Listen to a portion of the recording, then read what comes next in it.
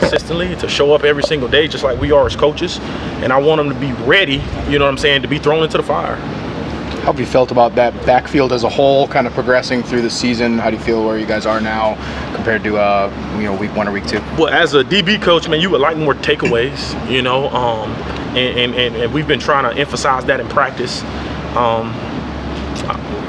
We got a lot of improvement. I mean, we've been making steady improvement, but we have a long ways to go, in my humble opinion. You know, I thought there was some really good things we did on Saturday, but you know, when the rubber kind of met the road a little bit and we needed to stop, we didn't get it. You know, you can play 57 great minutes and the last 3 not be good. You know, and so the great thing about having the film, we were able to show them, listen, when we do this right, when we do this for 60 minutes, we got a chance to be really special. But when we don't, 1 play, 2 play, 3 plays, 5 plays, you know, a break here, a break there, and it don't swings our way, you know, I kind of showed them like the progression of the game and momentum and how momentum constantly changes. You know, when you have momentum on your side, you got to take advantage of it, especially on the back end. And so there were some great things we did throughout the course of the game, but there were some things that we obviously got to clean up for Purdue. Ted started over Tony. Obviously, Tony's the team captain. Walters told us that he took it on the chin, didn't complain about it. So what was that like, and I guess how did you all just get through it? I mean, I think anytime you have a guy that's a team captain, right? Like, I think everybody sees he's a captain. He's played a lot of football, and the first thing people want to say, well, what did he do to not start? And it's not so much what he did to not start. It's more so what those other guys did to start. You know what I'm saying? And so I think for us, truthfully, we just wanted to change it up a little bit. It's nothing personal to any of those guys in my room. Nothing. You know, and TA being a captain, right?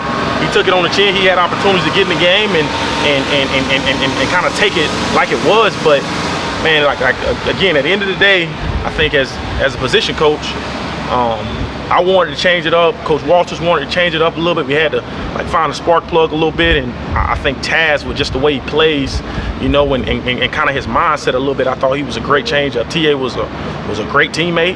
You know what I'm saying? I think it showed maturity on his end. He didn't complain. He didn't cry. He didn't do nothing. He took it on the chin, and when his number was called, right, he stepped up in there and played. Like, this is a long season. I told these guys at the beginning of the season, right, freshmen and seniors, at some point in time, one of you guys who are not expecting to start, you're going to start, right? Just so happened to be Taz this past Saturday, all right? This coming Saturday could be somebody completely different. I promise you that. Somebody completely, and I don't know.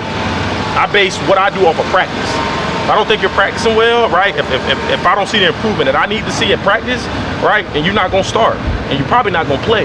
And so at the end of the day, it's not about trying to make people feel good. It's about winning. Like, in the famous words of Al Davis, just win, baby. Like, we want to win, bro. Like, we don't want to wait till year 2, year 3. You know, I hear people, you're almost there. Pardon my language. Forget that. You know what I'm saying? Please bleep that out on All right, forget that, man. We want to win right now. You know what I mean? And so I want to give all the guys ample opportunity to take advantage of that. What are the challenges of facing at Purdue that might challenge the guys in your room 50, maybe 60 times through the air on Saturday? They got a great offense. They got some great weapons on the outside. They're gonna challenge our corners. We're gonna be in one-on-one situations, and I think anytime, you know, as a secondary guy, you kind of take pride in what your unit brings to the table. But I tell these guys week in and week out, if we play bad on the back end, we have no chance to win. And so, like, going into a game like this, right, it's clear and evident they're gonna throw the ball. And so our job is, if we get takeaways, if we make some interceptions on the ball, our chances of winning increase drastically. If we don't, and we get the ball thrown over our head, we're probably not gonna win.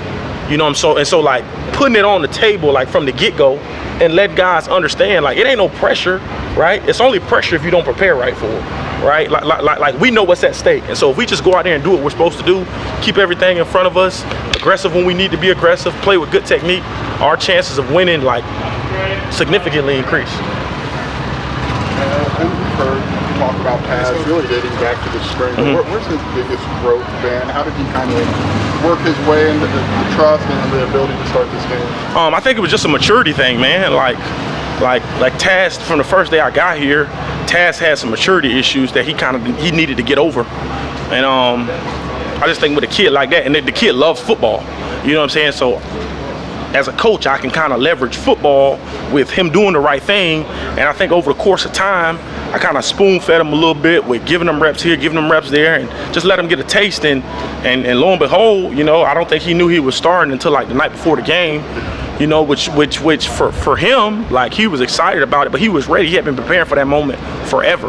Like, he had been preparing that moment from spring. You know what I'm saying? And so it was just really, really cool to see a young man who got his first college start, you know, this past weekend to have a little bit of success. And then Brian yesterday talked about getting closer to finding defensively your identity.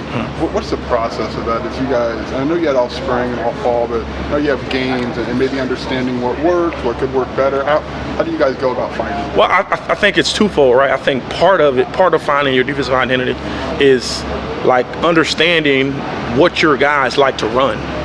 Like, what your guys feel comfortable at. Like, every Thursday, I go into a position meeting with my corners, and I give them a call sheet. And upon giving them the call sheet, right, I tell them the situation, first down, right, spoon, what call do you like with the call sheet? All right, and they go around the room, and they say the calls that they like. And so for me, that gives me an idea. I'm able to get that information to Coach Walters. That gives me an idea of what they like to run, right? And so naturally, people feel more comfortable with things that they like to run, right? If they don't like to run it, that don't mean we don't run it, but that means, you know what, maybe probably should stay away from that call, you know. And so I think part of finding your identity is, one, what do your players like to run, and then two, all right, just game-like situations. Like, no matter what we do in practice, it is hard, impossible to replicate a game. And so I think the more we find ourselves, this is our 4th game as a staff, going to our 5th game. You know, I think the more we play games together, right, as a staff, as players, the more comfortable we'll be. But I still think we're a work in progress defensively, man. I mean, we showed some things that allowed us to have some success on Friday, but you want to continue to grow from those things.